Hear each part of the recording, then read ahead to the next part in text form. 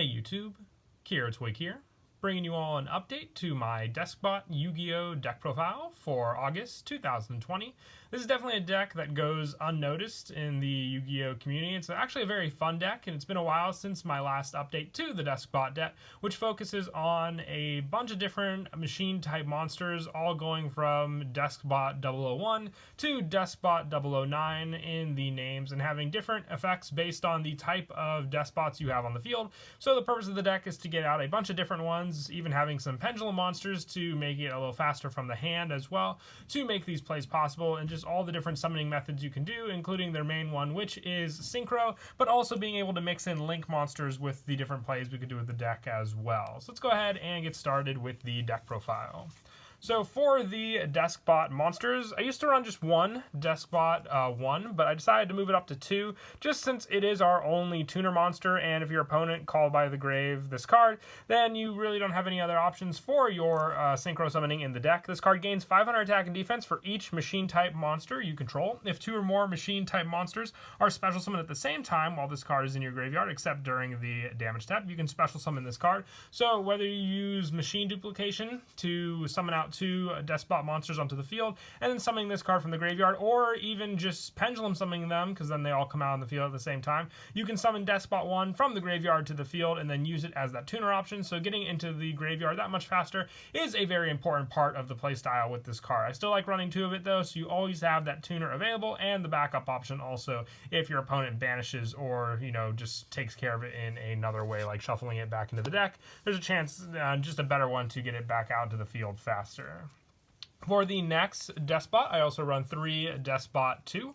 If this card is special summoned, you can add 1 Deskbot card from your deck to your hand. All machine-type monsters you control gain 500 attack and defense, except for this card. So another boost for the Deskbot monsters on the field, but also being able to search out Deskbot base makes this card very, very good for the field spell setup. And then just being able to rely on it to boost up your other monsters, except for itself, but you have other ways to boost cards in the form of the other Deskbots we run in the deck as well, including Deskbot 3, which is probably one of the best ones we have in the deck. When this card is normal summon, you can special summon 1 Deskbot monster from your deck, except for Deskbot 3, and once per turn during either player's turn, you can target 1 Deskbot monster you control. It gains 500 attack and defense for each Deskbot card you currently control until the end of this turn. So you don't get anything from special summoning Deskbot 3, but with the normal summon, you can go for any of the other Deskbot monsters we run in the deck, including our boss monster, Deskbot 9, since it is not limited to being special summoned out onto the field. So having Deskbot 3 in the deck is very, very useful for that setup, and then that additional power boost for the more Deskbot monsters you have on the field. Even summoning out Deskbot 2 can give you the search with this card, and then give you that option to search for the field spell, having this and 3 set up on the field all ready to go. And I also run 2 Deskbot 4. This is more of a situational type of Deskbot, but still, if this card battles an opponent's monster during damage calculation in either player's turn, you can activate this effect once per battle. Your opponent takes no battle damage for the rest of this turn. Also send 1 Deskbot monster from your deck to the graveyard, except for Deskbot 4. And if you do, this card gains attack and defense equal to the set monster's level times 5. And then during damage calculation only, if this card destroys an opponent's monster by battle, you can special summon 2 Deskbot monsters with different levels from your hand and or graveyard in defense positions. So with this setup, Deskbot 4 makes for a lot of different plays. It's just that much easier to get out because you don't really want to rely on multiple Deskbot 4s. This is just a one-of card that you can use to special summon out a bunch of other different Deskbots onto the field, including you can summon Deskbot 3 and Deskbot 2, which then will activate Deskbot 1 if it's in the graveyard, since they'll come out of the field onto the same time, and then be able to summon out Deskbot 1 for the additional tuner summons with this card. That's why I like it. It's also special summon with Deskbot 3, so it's that much easier to get onto the field, and then your opponent really can't attack over this card, so they have to go through other means to get it off of the field as well. I thought of it as a 3-of option, but the more I played with it, the more I just had multiples in my hand, and you really only need that 1 Deskbot 4 on the field to rely on. For some of the pendulum monsters, which are the higher level Deskbots in the deck, I run 2 Deskbot 5.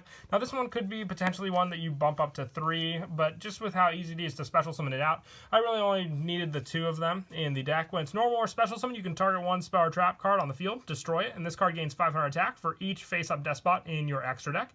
If this card in the pendulum zone is destroyed, you can target 1 Deskbot monster in your graveyard and special summon it. You can only use this effect of Deskbot 5 once per turn, and having a scale 10 pendulum is only limited with the fact that you cannot pendulum except for Deskbot monsters. And just going for that is your main go-to play, because being able to summon out a good amount of the different Deskbots in our hand when you set up the pendulum scales with this card is a true powerhouse for sure. But the main play I like to go for with this card is just to even normal summon Deskbot 3 and then special summon it with Deskbot 3's effect, and then be able to destroy a spell or trap when this card's special summon, just easily to destroy your opponent's back row, field spells, you name it. It's just that easy of a setup.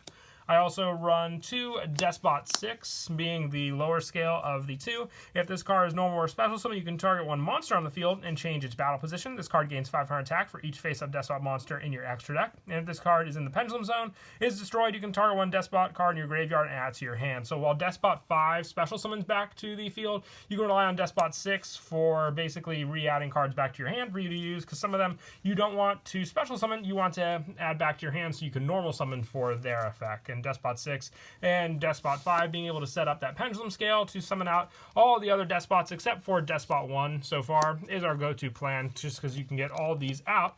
And while Deskbot 1 is in the graveyard, you can special summon it after pendulum summoning, because they'll all come out into the field at the same time, and then have all these different levels to work with for your synchro summons. And then for some of the one-ofs, I run 1 Deskbot 7 and 1 Deskbot 8. Deskbot 8 gains 500 attack for each Deskbot card in your graveyard. Your opponent can't target face-up Deskbot cards with effects except for this one, and this card can make up to 2 attacks on monsters during the battle phase. And with Deskbot 7, this card gains 500 attack for each Deskbot card in your graveyard as well. And your opponent cannot target face-up Deskbots for attacks except this one. And if this card attacks a defense monster, you inflict piercing battle damage. They're one-of techs. They're not as big on the actual search plays or the recycle power that 5 and 6 have, but 7 and 8 just help for the piercing battle damage and also the double attacks that it can do on your opponent's monsters, clearing out some of the more bigger threats. And the fact that it relies more on the graveyard for power is an added plus for them for sure, because with face-up extra deck monsters, you have to remember that these won't go to the graveyard for their plays. They'll go to the extra deck. And then lastly, for the Deskbot monsters, our boss monster, which is Deskbot 9. Once per turn during your main phase 1, you can make this card gain attack equal to the combined attack of all Deskbot monsters you currently control, except for Deskbot 9. Until the end of your opponent's turn, only this card can attack, and then when this effect is activated. If this card battles, your opponent's card and effects cannot be activated until the end of damage step, and if this card will be destroyed by battle or card effect, you can destroy one Deskbot card you control instead. So this is your go-to powerhouse boss monster in the deck. It's also very reliable for that attack, because when it attacks, your opponent can't activate anything. As long as you have the other power boosts for this card, having plenty of different Deskbot monsters on the field, you can potentially go for game against your opponent with how powerful this card can be, because your opponent will still take the battle damage revolved around this card. Unlike cards like Deskbot 4, Deskbot 9 is just that much more powerful to rely on, and it's not restricted with special summoning either, so you can summon it out with Deskbot 3 that much easier to the field once you have your setup, saving Deskbot 3 for the away from the pendulum summon, and then just normal summoning it to special summon out Deskbot 9. And Deskbot 9 itself can even be pendulum summoned out, being a level 9, with the scales for Deskbots being between 1 and 10. And lastly, for the monsters in the main deck, I run 3 Machina Cannon. Now, originally, I wouldn't run this because it's a high-level monster, but the fact that we're running Link monsters now makes it all the better, especially because now we can go for Mecha Phantom Beast Aerodon and just rely on it for our token setup with a lot of our different cards. So 3 Machina Cannon can also help, just because discarding a machine-type monster can set up Deskbot 1 in the graveyard that much faster if we open it up on our hand. Special summoning out Machina Cannon, not taking away anything from our normal summons or, pendulum summons to get this card out. It's just that much easier as that setup card to go for. And that is it for the monsters. We'll now move on to the spells. I run 3 Deskbot base. All Deskbot monsters on the field gain 500 attack and defense, and once per turn, you can reveal any number of Deskbot cards in your hand, shuffle them into the deck, then draw the same number of cards. You can banish 9 Deskbot cards with different names from your field and or graveyard, except for Deskbot base, to shuffle all cards your opponent's hand, field, and graveyard into the deck. Now, if you get rid of all your opponent's resources like that, that could pretty much spell game for you right then and there. But this card, just another good boost for all your Despots on the field, but being able to reshuffle your deck, with the cards in your hand, makes for a much better recycle play as well. The last effect where you can, banish 9 Despot cards is your final go-to play, especially if you can, just get your opponent down to nothing on the field, graveyard, or hand. They really can't come back from that, but just having this option is a great one to try and go for also with this card, because you have to banish 9 Despot cards, so even Despot base itself can count as that one card to banish. And with all of the Despots having pretty low level and, just low attack as well, I run 3 Machine Duplication. You target one face-up Machine-type monster you control with 500 or less attack. Special summon up to 2 monsters from your deck with the same name as that. So as long as you have the attack boosts going, you can special summon out easy Despots onto the field to gain the additional search power also. So especially cards like Despot 2, or even just getting your multiples of Despot 1 out onto the field, very, very useful for sure with those plays in the deck. And since all of the Despot monsters are different levels as well, I run 2 Transmodify, just being able to go up 1 additional Despot. Even the play for whatever level you want to go for with Transmodify makes it that much more consistent, because then you'll have graveyard setup, but also an additional Despot that could have benefited from being special summoned onto the field also. And so for some of the one-ups, I run 1 Foolish Burial. This is to set up Despot 1 into the graveyard for better plays when you summon 2 out at the same time.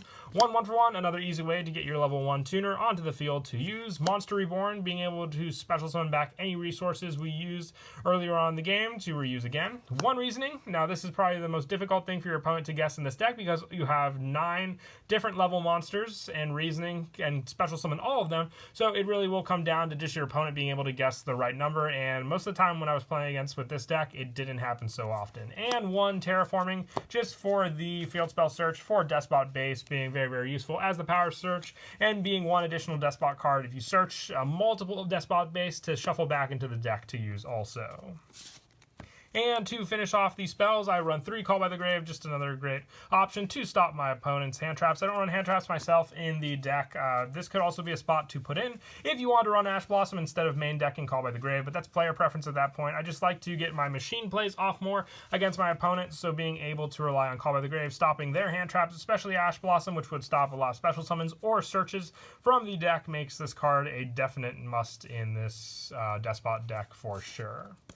And that's it for the spells. For the traps, the only trap I'm running is Back to the Front. Now, being able to special summon any of the Despot cards back onto the field, including Despot 9, using Back to the Front just for a resource at the end of my opponent's turn, summoning 9 onto the field, and then come my turn, switch it to attack position, and then hopefully have the additional Despots on the field to special summon out more resources and power supplies for Despot 9 to use.